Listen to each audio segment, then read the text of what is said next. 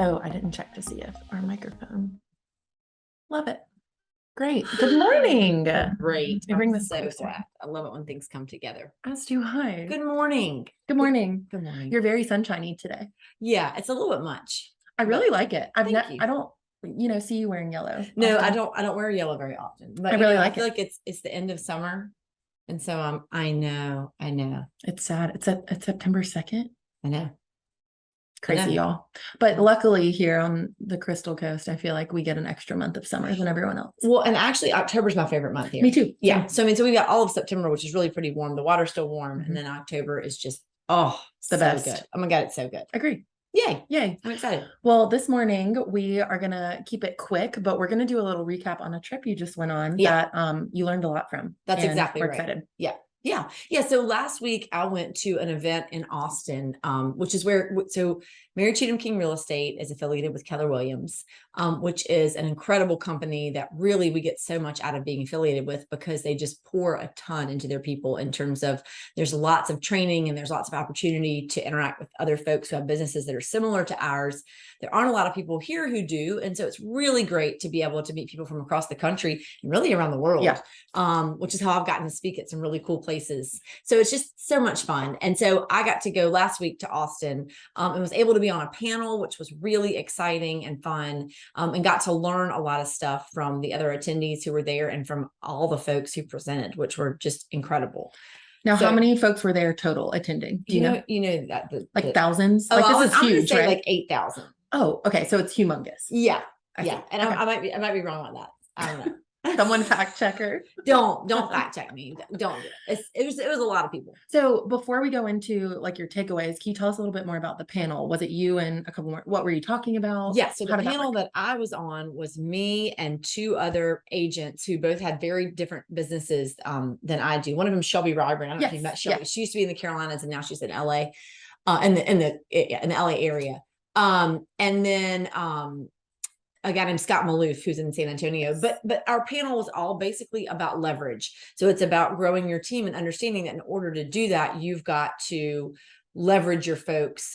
You've got to let pieces go, right? And let other people hold them. And lots of times they can hold them so much better than you can, which is certainly the case over here. So it was fun. Good. It was great. Well, I think that concept's so interesting. I feel like you can apply it to things outside of work too, but it's just hard to let go sometimes. That's exactly right.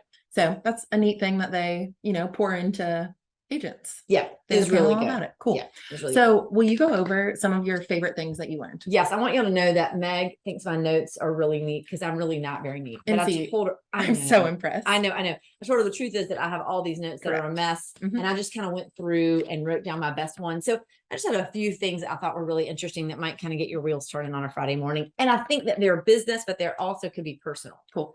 So the first one that was a big one that we talked about was win the morning, win the day.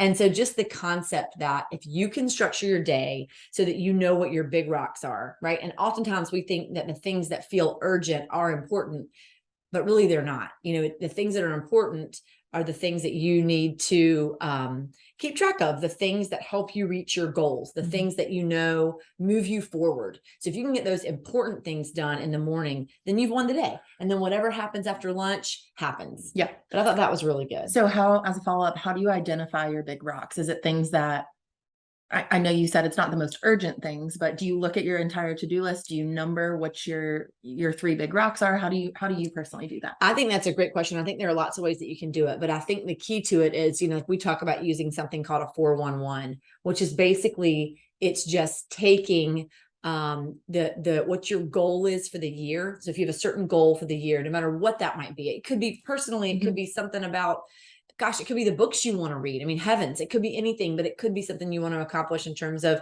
the time you want to spend with your kids, a new skill that you want to learn, something about exercise or wellness. It could be any of that stuff.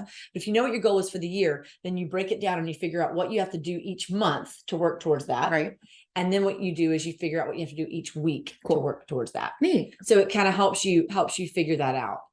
So I really love that one. So it's the 4 weeks of the 1 month of the 1 year. And so you work backwards and kind of break it down. And so that helps you figure out what are the things that move you towards that goal. And those are your big rocks.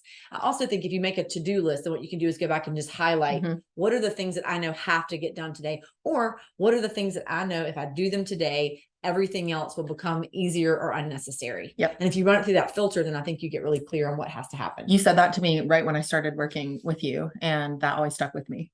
You think of things differently, or you look at your to-do list differently when you're like, okay, if I accomplish these 3 things, I'll feel like I've won. I think that's right. And I think what we do, I do it, is we start picking off the easiest things first because it feels good to get that done. You know, I mean, I don't know. I feel like if we can create some little wins, like making your bed. I mean, making your bed is a huge win. Big you know, win. It makes you feel good if you do that first thing. But then I think from there, as you sit down at your desk, if you can focus on what are the things that have to get done to feel really good at the end of the day, and go ahead and do those first. Because if you keep pushing them to the afternoon, then when things blow up, you can't, you can't do both.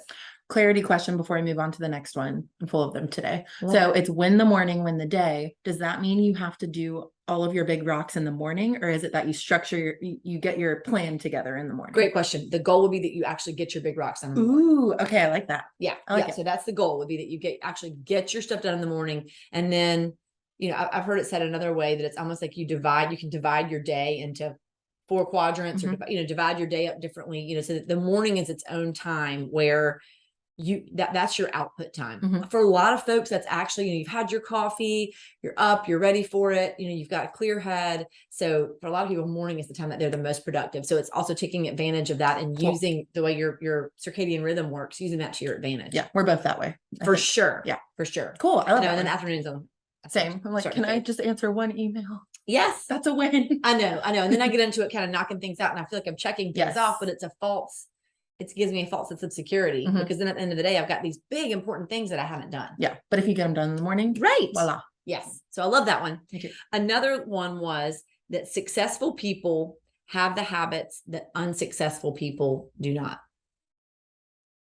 Okay. I just felt like that was so simple. And it seems to me like it goes back to leading yourself well. And it totally relates to win the morning, win the day, right? It just is all these little things. What are, we've read Atomic Habits. There's all sorts of books and things that you can read about this, but just thinking about what are the habits that you install. If you think about habits as being something that are available to you, you can look at other people's habits and say, I want that habit. And then you just install it.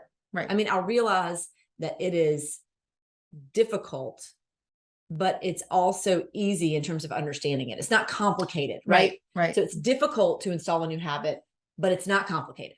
That's really interesting. Right? Really interesting. So, I mean, this is kind of like a duh, but like, you're not born successful or unsuccessful. It's the habits that you install that make you successful or unsuccessful. That's exactly right. Or that you don't install.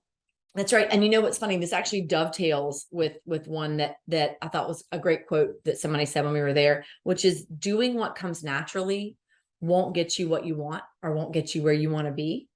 You have to adopt models.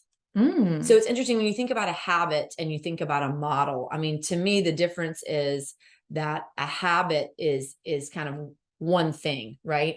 Whereas a model might be a series of activities that you do, or a series of, this is the outcome that I want, and here's a model that I've seen someone adopt that leads to that. Right. So like a model might be a series of habits, for example, right?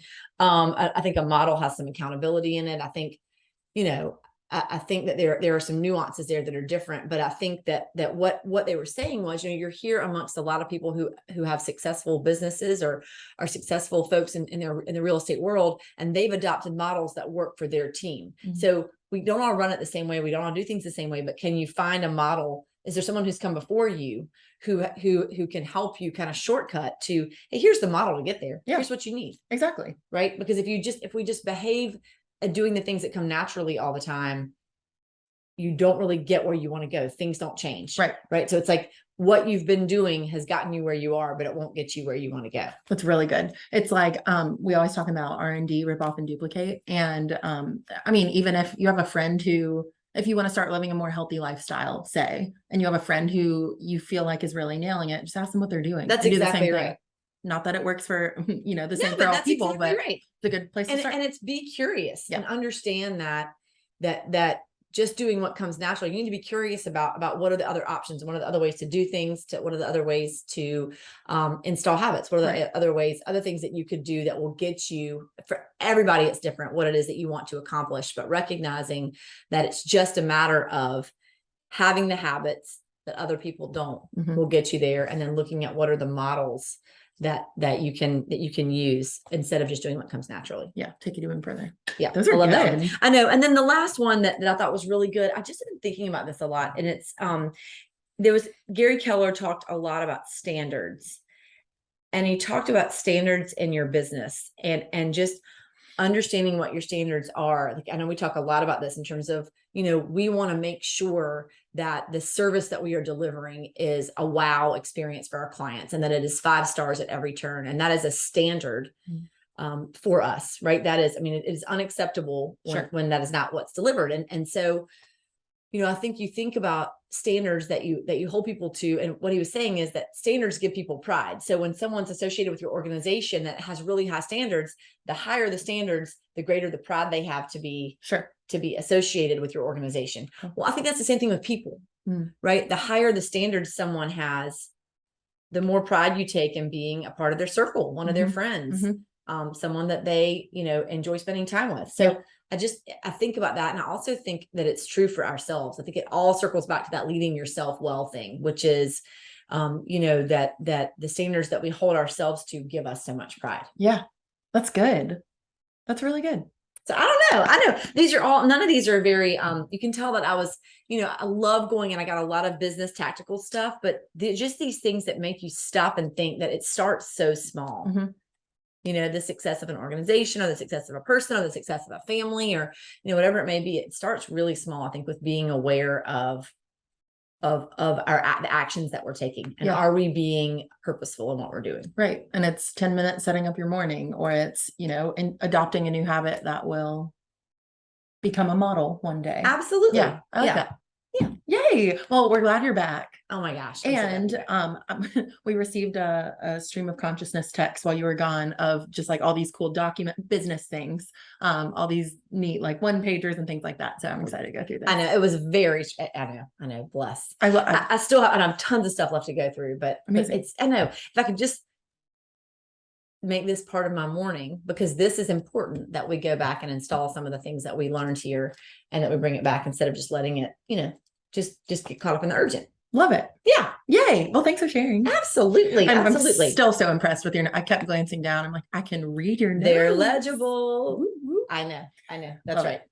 Yeah. Well, I think what goes into saving my life kind of dovetails. I know I've said that a lot today. Dovetails off of this. And I don't know if I've used it as a saving my life yet, but if I did, I'm going to use it again. I just started morning workouts again. And by just, I mean like a month ago, and going to Grant's class, doing morning walks, things like that, just to set up my day a little bit differently than I had in the past. And Jordan, our business coach, who all of you guys know, Jordan Freed, he is also a non-morning workout person. So I have coined myself a non-morning workout person, as did he, but all it took was us to kind of flip our brains, and now we are. So he called me recently and was like, hey, can we be accountability partners? And, after every workout, will you just text me done? Like, I will text you done when I'm done, and you text me done. And granted, he lives in Kansas, so when I text him, it's 4 a.m. Kansas time, right? Which is hysterical. But every morning, minus Mondays, we don't do Monday mornings. But I love that you said that. That's not exactly. So every day, I'll shoot him a text when I'm done. I'll get a done text usually when I'm in Power Up, and it's been great. I think that's so smart, and that's a habit. It is. And or it's a model of having an accountability partner. Exactly. And it's interesting. I've really never done the accountability partner thing before, but it really does make you get up out of bed, because you're like, I don't want to not text Jordan today. Right. He's going to know. I can't let him down. Yes. Yeah. So thank you, Jordan, if you're watching. That's really good. Yeah. That's really good. What's saving your life? I think what's saving my life, so grateful for everybody at the Carteret County Public School System who's welcomed our kids back this week. And honestly, I think what's saving my life is that we don't have school on Monday. It's so sad. It's been one week. I forgot, just like, it takes a lot of energy. And I don't know about you guys, there's a lot of emotion at my house, just in terms of like, there's a lot of like, mild yelling and like, like pushing people to get out of the shower, to clean up their towel, to finish packing their lunch. Moderate Do they have their homework? Okay. Exactly. So then by the time they get out the door, I'm like, oh my God.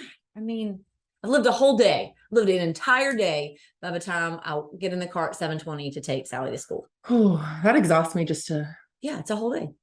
but like part of me can't wait to do that one day. Oh, I love that. It really is. I know. jealous. And you know what?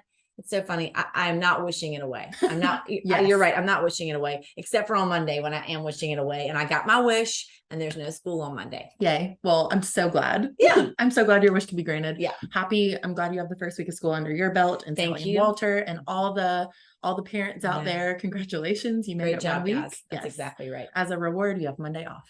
Exactly right. That's right. Have a wonderful holiday weekend, everybody. Awesome. Have a great week. Thanks.